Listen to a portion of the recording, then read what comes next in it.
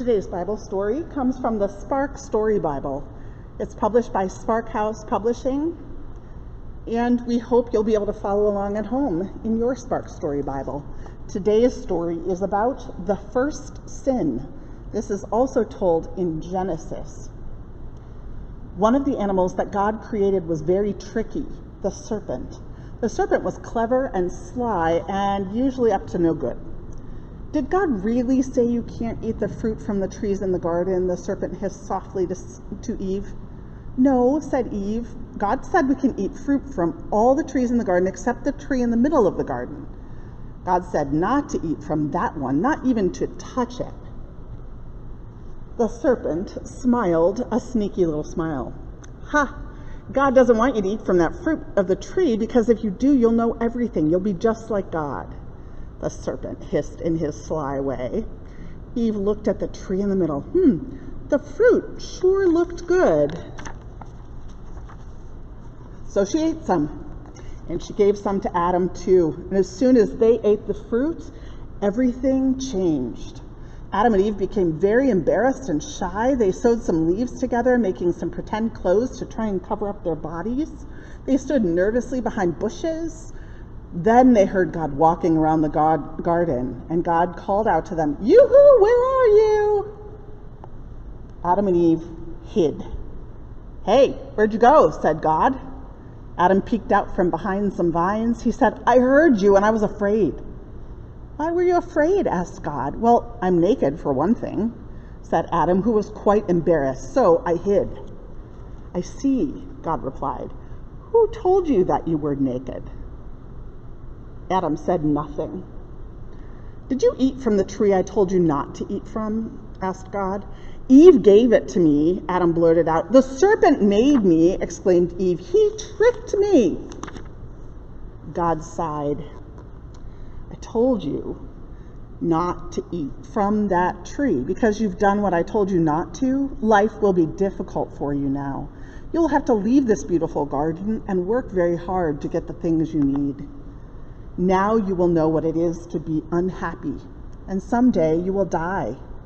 I made you from dust. When you die, you'll become a dust again."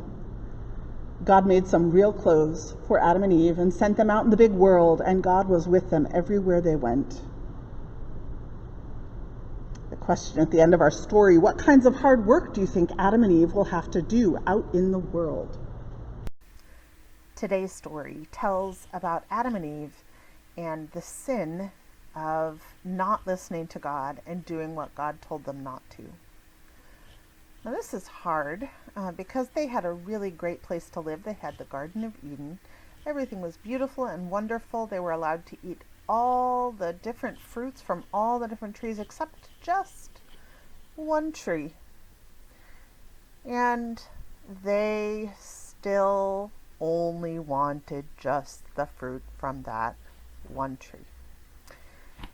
And in our story from Genesis that talked about the first sin, the serpent is told to have encouraged Eve to try it. Although it's very easy to get into whose fault is it, who's to blame, the point of the whole story is that sometimes we humans are not satisfied with things.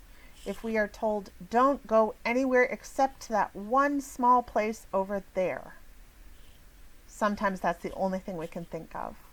If somebody tells us, don't eat the cake that's sitting on the counter, even if we have lots of other food in the house, we might still keep thinking about the cake over and over that's on the counter. The other reminder we get from this Bible story is that God does forgive.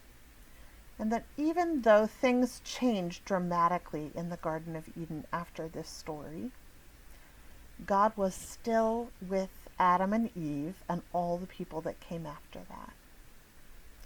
And God can be with us too. So remember, sometimes the prayer is, I'm sorry, God, for doing this thing I knew I wasn't supposed to. Hope you have a good day.